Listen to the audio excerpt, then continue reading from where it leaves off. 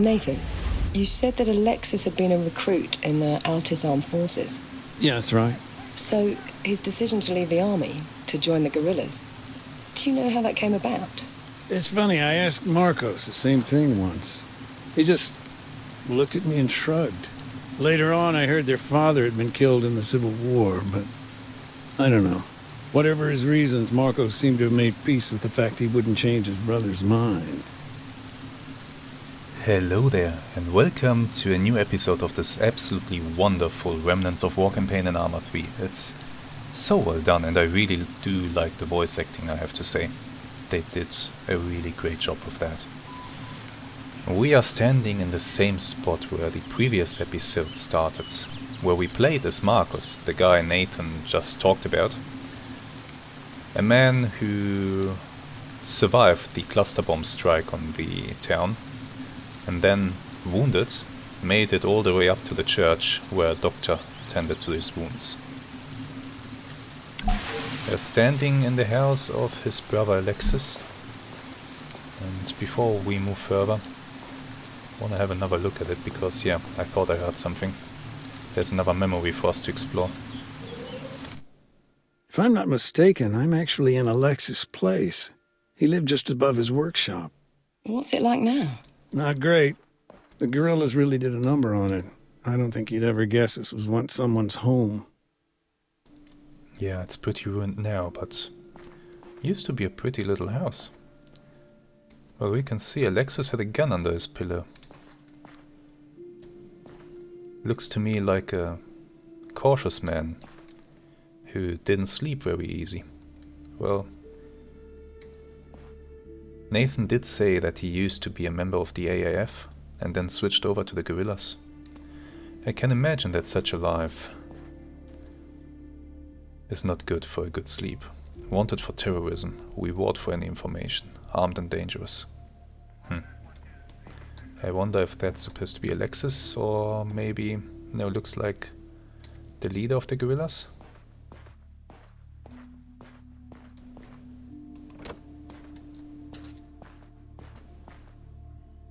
Yeah, it was a nice little house. Really nice. Just above his workshop too. The best commute to work you can have. A short one. Right. I think, before we continue our way to the church grounds, we'll take a quick walk through the town towards the minefield down here. Because I remember that there were some overturned vehicles. I want to take a look at them, and I want to take a look at some more of these houses. Maybe a few more additional memories have been unlocked that we can now visit. So let's go that way. Actually, I see something just ahead. Yeah, I think that is a memory that we can take a look at. There's also something on the upper floor of that house. We'll go there too. Or maybe I already had a look at that. I think I already did have a look at that one. But this one is new. What does this one tell us? You know, I keep on hearing about the guerrillas, the problems they posed. But it's not quite clear. Are they a sizable force? Nobody knows. And to be honest, I don't think they do either. It's uneven, inconsistent across the country. I mean, they got cells operating across Altis, Stratus too, but in terms of actual numbers, it's hard to say. Look at them hiding, stashing weapons. Preparing for an inevitable fight against the AAF. And there's a goat. Creepy goat. Oh, look at that, the swing in the garden. Oh, that's nice. Isn't it? It's gone now, of course, along with most of the town. Let me have a look. Did we already see the memory that is here on the upper floor? I think we did. Let's just... Yeah, we did. That one isn't new. Let's continue. I think that eventually every house will have some memories attached to it. So we should make a point of revisiting the houses in between the episodes, the flashback episodes, so that we can see if there are any new ones. There's something here. What do we have here? Remember the government's drive on renewables? Oh, I suppose so, yes. Wind and solar power, wasn't it? Anything that qualified for an EU grant, really. Anyway, during the offensive, the siege of the town, the army pulled the plug. They cut the power. Yeah, wrecked some brand new turbines. Really? And now?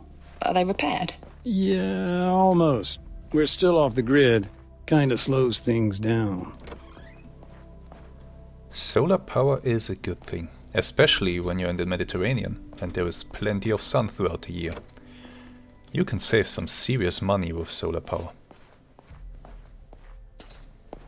You really can. Obviously this guy expected a better return on his investment, but...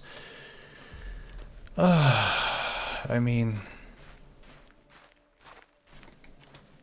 he used to have a nice house. Gone now. There's something up there at the window. Let's go in and have a look. Another ruined building.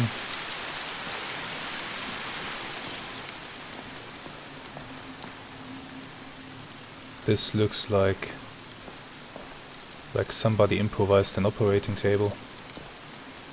First aid station.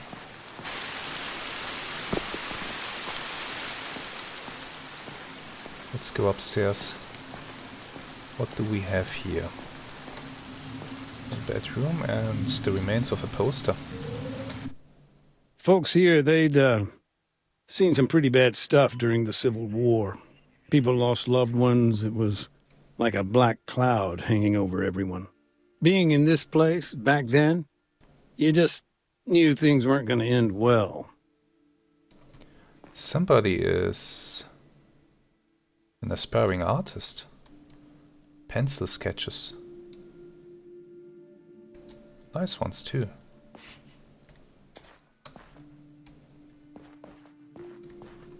Let's see what else is here in the house. That's just a map of the country. Oh, nice, isn't it? Nice little pencil sketch of a shrine. There are numerous of those shrines scattered around the island. Some money under the pillow. Well, I guess when your country is at this stage, and with civil war wrecking lives, banks usually don't work very well anymore. So having some money at home is a good idea. Pencil sketch of a fireplace.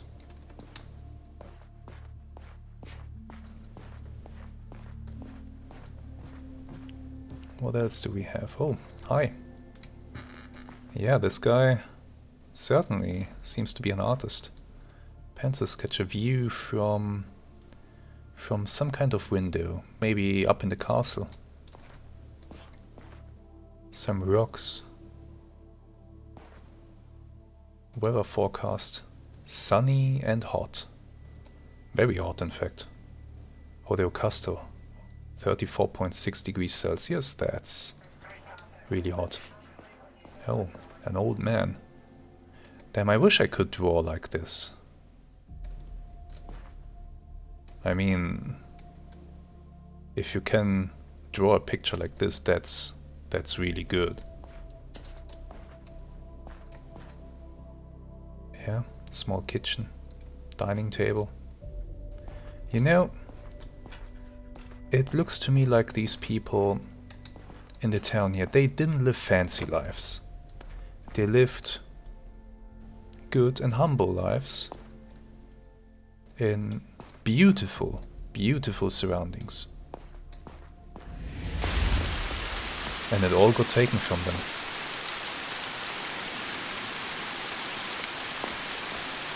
Everything's gone. Is there something in here? If not, then we are progressing down towards the overturned vehicles. Nothing in here. Nothing in here yet. Maybe next time when we come back there will be something here, because there's a story here. Probably we had a defensive position here. The guerrillas had a defensive position here. Maybe a gunner here at this window, shooting at the advancing AAF, getting shot in return. I like these little details. They really add a lot to the whole scene. So let's go down towards the former minefield that we have cleared by using a drone that dropped explosives. I think that's fascinating, isn't it? In the past decades, new ways have been invented how minefields can be cleared. Especially once it became apparent, in Africa, on the Balkans, when it became apparent just how much of a pain in the ass minefields are, how much of a danger they are to the civilian population. Ways were sought to clear them effectively, because clearing minefields is complicated, time-consuming, and very, very costly. And also dangerous, of course. Very dangerous. So, remote systems that can clear mines by either disarming them somehow, by detonating them safely, that's something that a lot of research has been going into. And we do indeed have a memory here that we can experience. Our guys here, they didn't get much rest. Always on the go, 24/7. Sounds like quite a logistics operation. Sure, but it was about medical aid too. Our doctor, he bore the brunt of it. How so? Our ambulance. Only a handful of IDAP camps had one. Poor guy had to cover a lot of ground. Guess so. A traffic accident. He hit a goat on his quad bike. And, well, didn't end well for him too. Driving a quad bike is lots of fun. If you get a chance to do that, preferably off-road, these things really shine and are a lot of fun. But you have to be careful. It is not very difficult to crash with one if you are careless. Right, let's go back to the village and see if we can find some more memories. There's still a lot of houses that don't have one attached to it. Maybe we should check these houses up here, and then we'll move towards the church. Let's do that. Where was I? Yeah, a lot of effort has gone into demining, but a similar amount of effort has gone into new methods of how to mine areas. And the current war in Ukraine is a good example for that. I've seen videos of drones deploying mines. I've seen videos of unmanned little drone vehicles dropping a whole string of mines behind them. Then there are of course systems that can, well, how should I describe it? Basically something like multiple launch rocket systems, but instead of rockets they are shooting mine clusters. And then of course mines can also be deployed by aircraft. The problem with such systems is, well, when somebody lays a minefield by hand, with a lot of good luck I guess, and with a bit of foresight, that person can more or less reliably make notes of where these mines are. But for those systems that scatter mines over a large area, that's way more complicated to really follow up on where these mines end up, so that you can clean them out later. Look at this. There's another memory. Do you know Mark Cole, Kate? Our foreign correspondent, yes, of course. I met him out here just before the ceasefire failed. That sounds about right. Mark's been toing and froing since the coup back in 26. Look at that. An article that he wrote by Mark Cole, Peace for Our Time. Civil war on Altus nears the end as both warring factions seek peace. NATO peacekeepers training local government forces. AAN World News. That's what the picture says. Peacekeeping efforts continue in the Republic of Ortus and Stratus following the Civil War. Although some progress has been made, the newly established government still faces serious obstacles, namely the inexperience of the Altus Armed Forces, or AAF for short. Officially, NATO peacekeepers, primarily stationed on Stratus, have been seconded to Altus to cooperate and consult with the AAF. Unofficially, they have been assisting with training members of the AAF in order to ensure their ability to maintain security within the Republic itself. Recently, however, member states of CSAT have expressed interest in the Republic, further increasing already heightened global tensions, I guess. And Catherine Bishop. Oh, he's talking to the journalist that we are talking to. Interesting. Yeah, so what we are seeing here is a time when it seemed that things could go either way. When everything was a bit in the balance, the Civil War it seemed like it had ended. But then, things reignited again. Even more terrible than before, possibly. And we know that the escalation that followed maybe wasn't accidental. Maybe someone had a vested interest in once again igniting the conflict. And in the previous redacted episode, we caught a glimpse of who that might have been.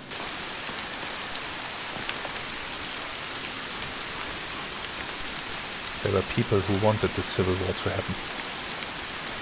We did see this memory already, we did. Is there something inside this house? Just a bunch of rubbish. Nothing else. Okay, let's continue to move towards the church. Where was I on mines? Yeah. So, in conclusion, in Ukraine, we have large areas that are not only mined, but that are possibly mined to a degree and with methods where no one can later tell how many mines are there and where exactly have they been laid. If that war ever ends, the cleanup effort required will be monumental. Oh, that's new. The local priest here, Father Georgiopoulos, he was moving to an Orthodox mission in the Pacific, one of the Horizon Islands. Did he ever make it? Yeah, eventually. Tough guy, though. Decided to stay till all the fighting had ended. Said it was his place. Disaster, though, seemed to follow him everywhere. The tsunami. Right. Last I heard, he's been helping out with relief efforts. The local priest, huh? And that map there, that was a map of Tanoa, the island of Arma 3's expansion, and the place where we will have a look at a few more campaigns. But that will come sometime in the future. And what was that about the tsunami? I didn't play the expansion campaigns yet. Never before. By the way, this is the first time that I'm playing this campaign here too. So the my reaction to the revelation that Miller might have been the one responsible for the cluster bomb strike on the town, that was a very honest reaction. So please excuse the harsh language. Okay. Should I take a look at a few more houses? Maybe there's something in here we can take a quick look. These two houses don't have any memories attached to them. So let's get into those and see if there's something that we can investigate. Right, speaking about mines again. Sooner or later, the war in Ukraine will end. I'm not speculating right now about how it will end, or with what result it will end, but it will end in some way, shape or form. And the question is, what will then happen? what will happen to the very, very extensive minefields that have been created there? Oh, that way is blocked by a sofa. Now, I did talk about this in one of the previous episodes already, and one of you guys has made an interesting comment, basically saying that the minefields might simply remain in place as a defensive barrier against further fighting, against new offensive, new attacks, a new war. That is a possibility. But that possibility assumes that the front lines will stay static. Something that I find hard to believe. Even though in the large scale of things the front lines have stayed static, I don't think it will necessarily remain that way until the war ends. I think that it is likely that we will see the front lines shift in one way or the other. And when the front lines shift, new minefields get created. New areas that were previously safe. NATO's been busy. Even managed to clear out a few mines. Okay. Areas that were previously safe are suddenly mined. So, there's already a huge area that has been mined. And that area is only increasing. And will increase. When the war finally does end, in whatever shape or form, the cleanup effort required will be incredible. I think it will be something that, since World War II, hasn't been seen. The front line in Ukraine is hundreds and hundreds of kilometers long, and it has stayed static for so long that there was much time to lay down plenty of mines. And as I said, it is more than likely that large chunks of those minefields are not charted, creating a grave risk for the civilian population. I wouldn't be surprised if by the end the area affected by mines combined is larger than some small countries. We still can't get into the church grounds apparently. But we can play a new chapter, so that's what we are going to do in a moment. Let me just check, can we get in from another direction? Can I maybe step over the barrier? No, I can't. Okay, it's still off limits. They're still busy. But let's take a look at this. Special type, too. Very distinctive. Remnants of the fire, the one you've been telling me about. That's right.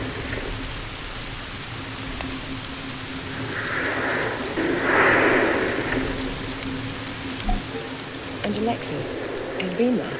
Yeah. As a matter of fact, I just met a guy claiming to have known him. So, this firefight, it was... Just let me check the calendar. 8 days ago? Yeah. Day of the NATO invasion. After the flashpoint on Stratus, there was chaos. Nobody seemed to know what to do. Finally, NATO got their act together and launched an assault on the Alta's mainland. And CSAT? Caught off guard by the whole thing. They were there to fight guerrillas and not start World War III. So when CSAT dropped their support, government forces panicked. They were on the back foot. Needed to regroup. Major Gavras was put in charge, but it was a tall order. Gavras tried to fortify their position in the northwest, but it was a risk, and he ended up cut off. The guerrillas, they didn't hesitate, stormed its position, sent the survivors running. Okay, and if you don't mind me asking, how did you come to hear this?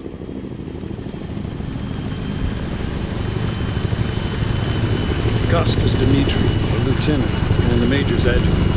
Along with Gavras, the two of them were trying to make it to an elephant. Alright, this episode puts us into the shoe of an AAF soldier. Kostas. And yeah, he's an adjutant to Major Gavras up ahead. He seems to suffer from a head injury. Hold 200 meters, front. And there? That's our ticket out of here. Our only way out of here. We're in a dire situation. We are deep in guerrilla-infested territory, Our positions have been overrun by the guerrillas. And that helicopter is our only way to get out of here in time. But that up there is Orio Castro. How do these two men fit into the story of the town? They were trying to make it. NATO took it out.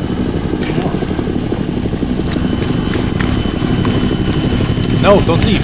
Oh no! Oh no!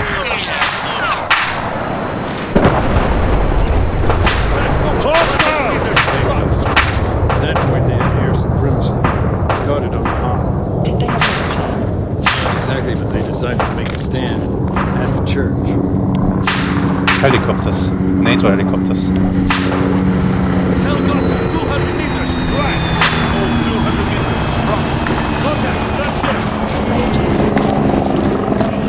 Was he respected? Yeah, I mean, his reputation wasn't bloodied in the Civil War. Gavras was his own man, knew when to follow orders and when to adapt. Not the type to violate LOAC then. Well, that's a gray area. LOAC stands for Laws of Armed Conflict. And it looks like we are about to have an armed conflict soon. I think that helicopter might be trying to land, and that means it's going to drop off troops. This is bad. Yeah, landing gear. We really do only have bad choices to make here. We can either run away into the hills and be hunted down by guerrillas, or we can fortify a position and try to survive. Looks like we're going for option B. I need help! The Navy used a mine dispenser. You can think of it like a portable minefield.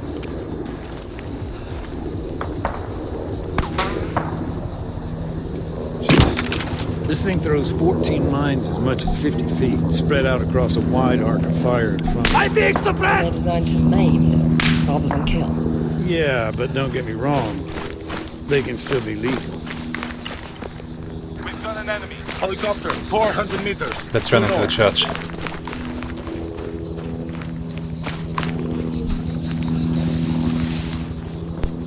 The church will be kind of safe. The Major ordered Castro to place mines too. Well, we really won't be safe anywhere here, but you know what I mean. At least we can fortify this place. Let's see what's in the backpack. Oh, come on. Alexis, alongside a bunch of guerrillas, they were approaching from the north. At the same time, a NATO squad was moving in on their position. They'd been outnumbered 10 to 1. There we go. Like it or not, these mines represented their best, maybe only way of making it out. 2 mine dispensers and very, very little ammunition. This is a problem. Let's put those mines to good use. We have enemies approaching from the north, so I think I'll place one of the dispensers here to cover the graveyard. As much of it as possible, that is. Like so. And I'll use the other one to cover this breach here in the wall and the front of the church. I think that's a good idea. Maybe just like so. That could work. Vehicles approaching. Damn it. Let's get into the church and activate the mines. They scattered the mines and sat tight, waiting for the enemy. Facing those kind of odds, it was the only thing they could do. Don't think I have time to repack my magazines, but I'm gonna move everything out of the backpack and I'm gonna drop that thing. It's of no use to me. It's only encumbering me unnecessarily. So, the enemies are closing in. And the only thing that we can try to do is to survive. This is bad. This is really, really bad. I should mention that for this mission to work, I disabled ace explosives and project injury reaction, along with the hit reaction mod that I'm using. So these mods are disabled for this mission. Area clear. No, it's not clear. It's not clear, Major. Contact, man! Shit. I've been hit! Well, somebody found a mine. They are next to the church. I'm covering the door.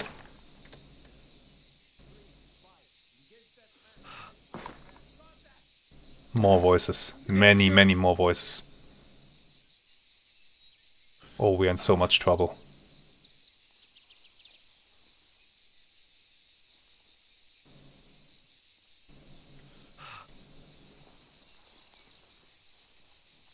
Movement behind the church.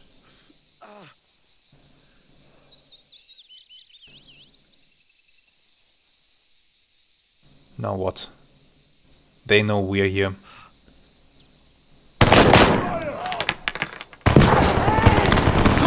Somebody else found a mine. Medic! They're suppressing from the left. But somebody else found another mine. Damn it, I have to cover both window and door. That's not good. So at least 2 enemies have found mines. That is good. Wow! Bunch of detonations. At least 2 more enemies have been promoted to mine specialists. There's a lot of dust in the air, but it's settling now. They're smoking up the entrance. Oh, you bastards. I won't be able to see anything.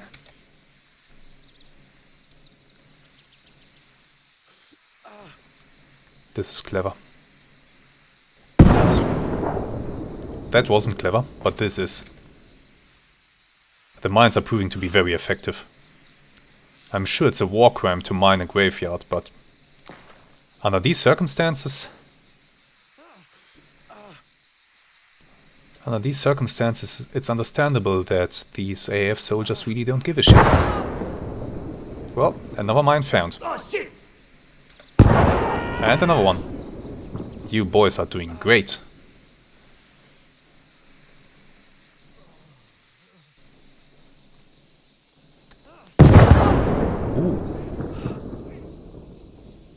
It's incredible how many mines one disperser holds.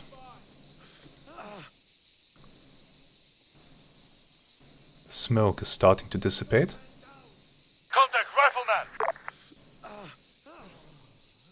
There can't be too many left. I mean, come on.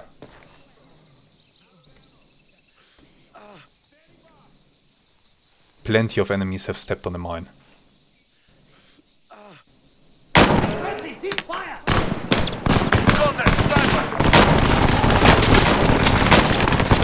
Got that guy.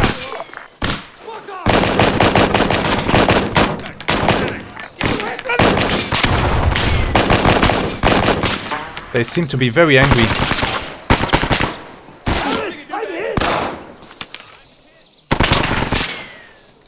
I don't see whoever is trying to shoot my guy here. There. Downed him. We have 1 more in the graveyard. I need to reload. My magazine must be almost empty. How many are there?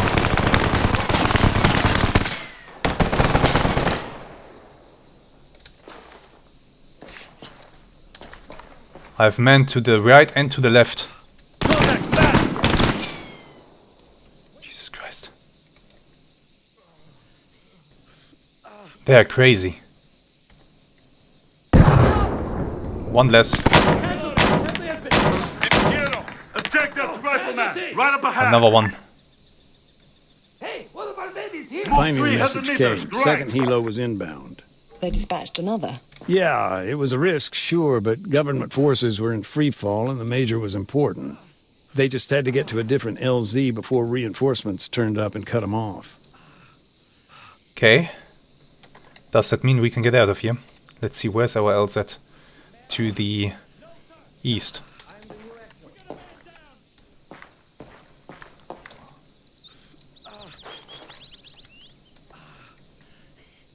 Very little ammunition left. Let me push the door and check outside. Plenty of wounded. Wounded guys. The wounded guys don't count. I'm not gonna shoot the wounded man. That guy isn't wounded though. Or is he? He is, actually. Somebody got his legs blown off. Okay, I can try to push out and you follow behind me. Well, there are evidently more enemies. Somebody else just found a mine.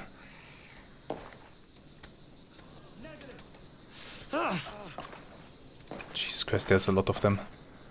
This is... There's a massacre out here. Okay, I'll push left around the corner. And you will follow behind me and we'll get out of here. I'll get you out of here. I'll get you out of here. Don't worry. Jesus Christ. High automatic. Shut up. Let's get out.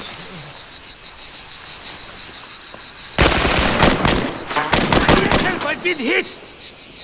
There was another one. Attack the sniper! Right flank! Oh shit!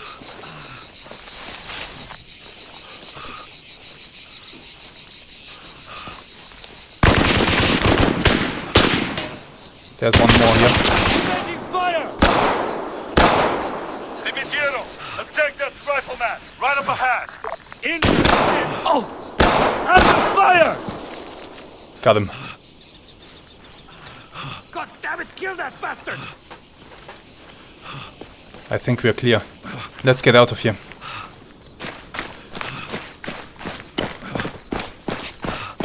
They came with vehicles. Major's getting out behind me.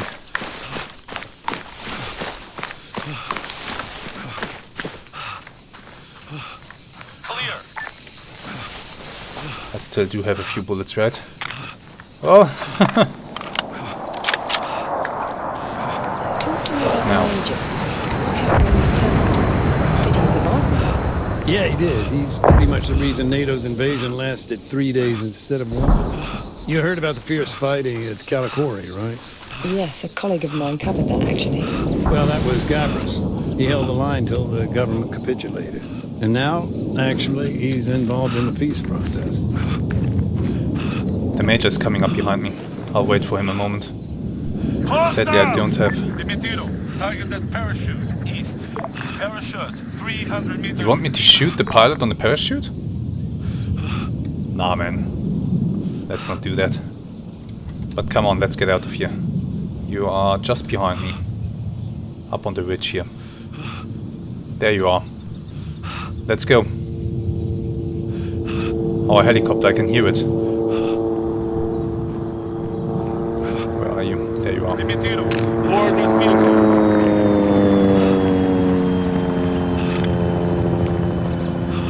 Oh, thank God. Evacuation. Come on. Come on. Run.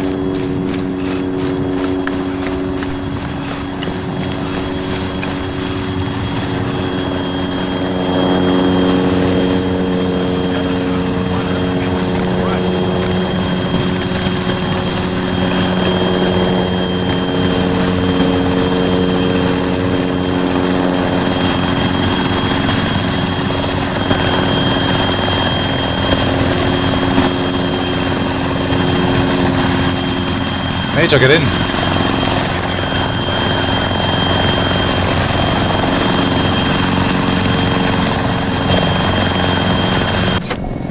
And Costas, how did your paths cross? I'm still a little unclear. Oh, Lieutenant Demetriou. He came to IDAP, to our camp.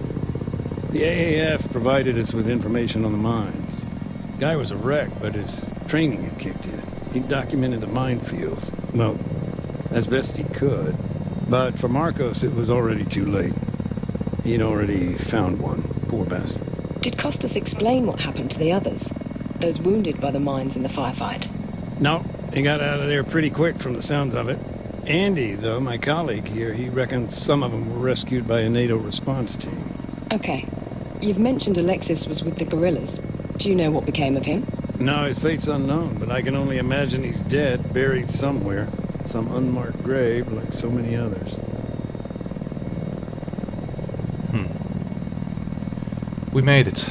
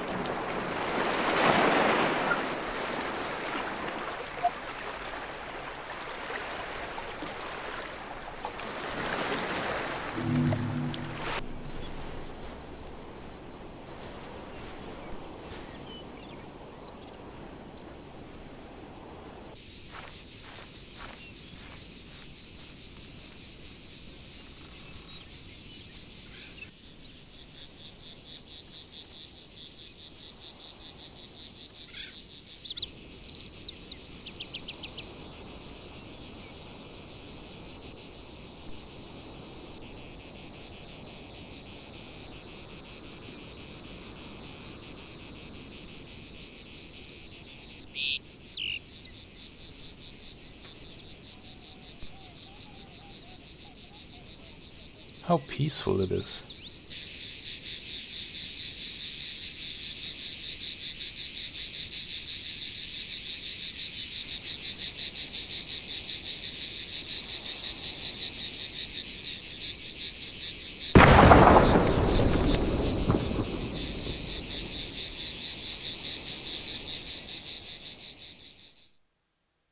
Honestly, Nathan, all this information, it's a godsend.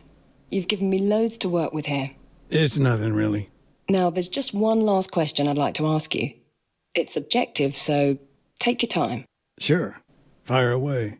In your opinion, who's most to blame for all the suffering in Orio Castro? NATO? The guerrillas? CSAT? The Altis Armed Forces? Or, I don't know, something else? We can make a choice here. NATO, because they had the means to make a difference. They should have fought harder to remain on Altis and enforce their peacekeeping mandate. Airdropping IDEP's supplies was not enough, and their invasion devastated the island, costing many lives. Or we blame the FIA. The guerrillas, because they made the town a target. They hid amongst the population, attacked a NATO peacekeeper recovering humanitarian aid, and commandeered civilian vehicles in order to build a barricade. Or we blame CSAT, because they destabilized the region. They exploited the tense situation and emboldened the Altis armed forces. Their special forces orchestrated a deadly cluster strike, causing massive amounts of collateral damage. The Altis armed forces, because they made an example of the town. They relied on fear and intimidation, meting out collective punishment. Furthermore, when defending against NATO's offensive, landmines were randomly dispersed around the church. Or we say that this is war. No one can really be held accountable. Everyone had a hand in the suffering at Orio Castro. Well, what do you think? What do you say? Who would you blame for the events that transpired? Would you place blame on one of the four factions? Or would you go with the option that this is war? And horrible things like this is what happens in war. I'm going for this option. Yes, I'm sure. I'd have to say, I'm not sure. I mean, I don't think it's quite so black and white. It's more black and gray. Hell, gray and gray, No one side can be held accountable for the bloodshed here. No one action got us where we are now. I don't know. What can we do? Just double down on our efforts. Heal the wounds. And the folks here in Orio Castro, they're the ones that have suffered. This is the reality. This is war. I agree. I very much agree. I'd still lead with the statistic, Kate. That's your hook. Okay. And using the mind as a metaphor now? Buried and forgotten thoughts? Sounds legit. And this campaign, Remnants of War, this has been quite an experience, I have to say. They really did a good job making this campaign. Writing it. I cut that sentence on the scars, though. Sounds too anatomical. Show, don't tell, remember? Right. And here, US Marine Corps, not USMC? Marine Corps. I really have to give it to them.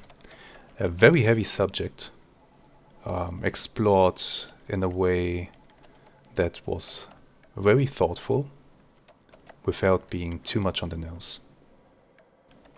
And our angle? Last paragraph. I moved it down a bit. Figured you'd want to conclude on that. And the journalist? She's now writing the article. We'll get to read that article now, which is also a nice thing. Just a moment. Oh, the voice actors. No sword of Damocles, please.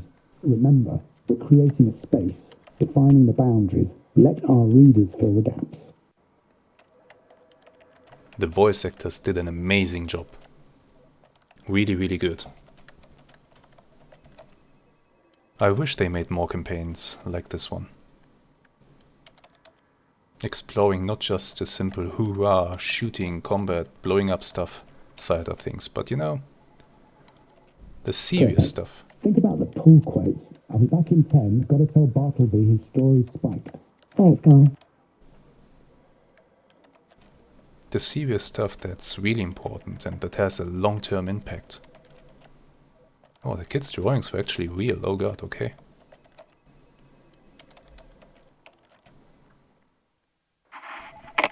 Hey, Nathan. I have a link for you. It's to my article. Be gentle. It's a draft. My editor's running it by legal as we speak.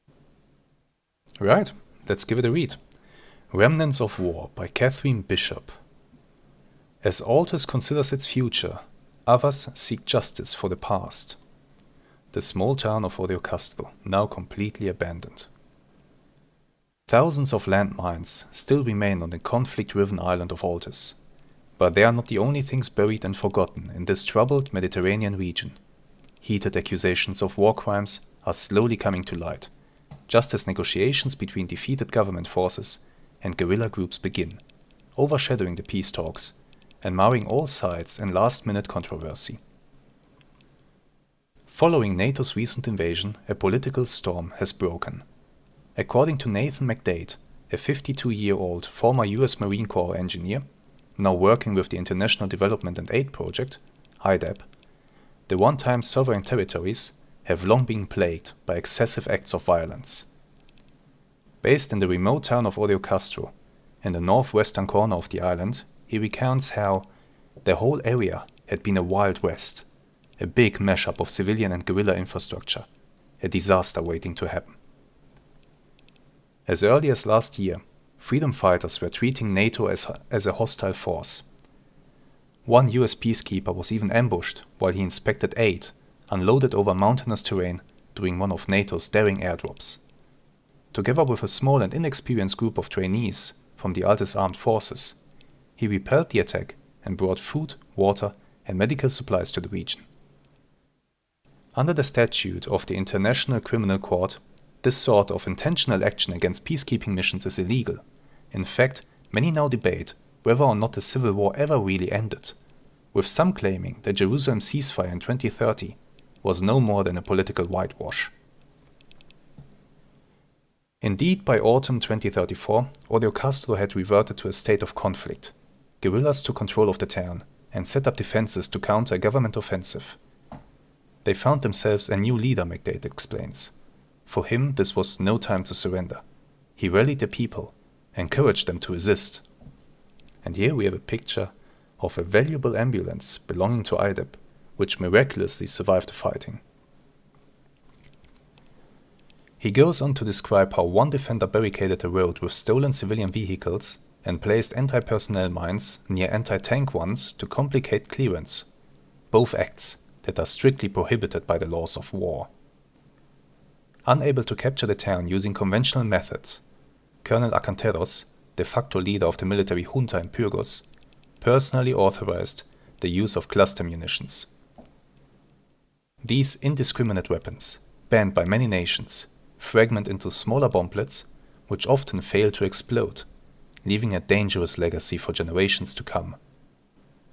After a spell of bad weather, on the night of October 13th, the order for the strike was given. Suspected CSAT operatives intervened in support of the government and parachuted behind enemy lines to designate targets. As dawn broke, a jet approached from the east and dropped a cluster bomb on Orio Castro. Although most of the civilian population had evacuated and IDAP's camp was spared, the damage was severe. By all accounts, the town just seemed to explode, McDade records. Buildings were burning for days. We did what we could, but there were so many wounded, so many we'd never be able to identify. Hours later, all disarmed forces staged a final assault. Those that survived the 2-week siege were caught in one last morning of violence, combatants and non-combatants alike. Among them was Marcus Kudis, a mechanic searching for his brother, who had joined the guerrillas several months prior. In the picture, an innocent victim, Marcus Kudis, was lucky to escape Orio Castro alive.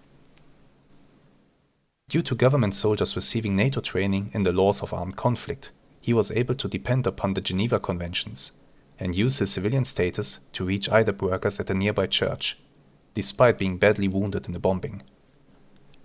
In a strange twist of fate, however, he returned to the town several months later and triggered a landmine, consequently losing his life in what becomes the final piece of a disturbing puzzle. That place had been abandoned for almost a year, McDade points out. But he was looking for his brother. There had been reports of a pretty brutal firefight up there.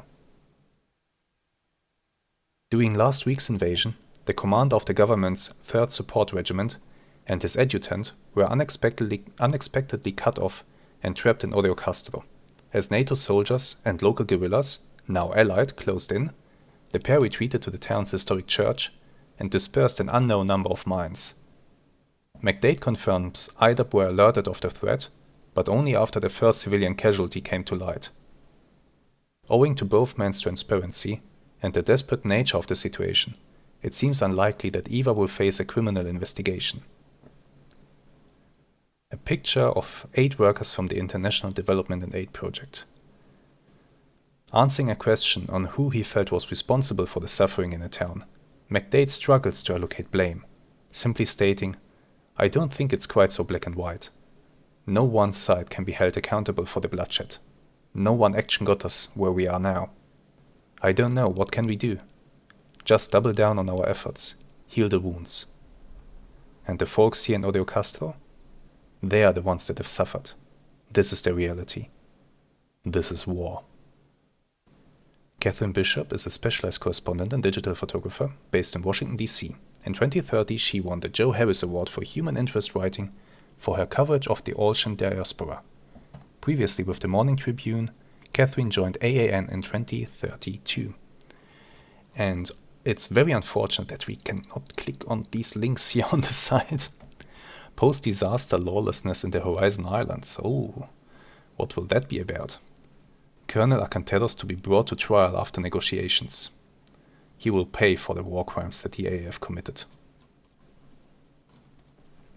What caused the Altus incident? I would love to read this article, but I missed an opportunity to make this really clickable and have something behind us, but it's okay. Well, so that was the story here. Or was it? Oh, right, yeah, the mines. I've still got work to do here. Of course. Okay, well, thanks again for everything. Should I let you get on, or...? I don't mind talking. Maybe I can tell you a bit more about the town. But we will tell her more about the town next time when we continue the final part of this campaign. The epilogue, so to speak. And also the epilogue to the whole Eastwind experience, the Eastwind campaign, and everything that has been happening here. You will see that next time. For now, I want to thank you very much for watching today's episode. It was a long one, but I hope you enjoyed it regardless. Let me know in the comments, what do you think? Who is primarily to blame for the destruction that we see here, for all the dead and displaced people? Let me know. I would love to hear your thoughts on this. Once again, thank you very much, and I'm looking forward to seeing you again next time. Until then, have some really great days and goodbye.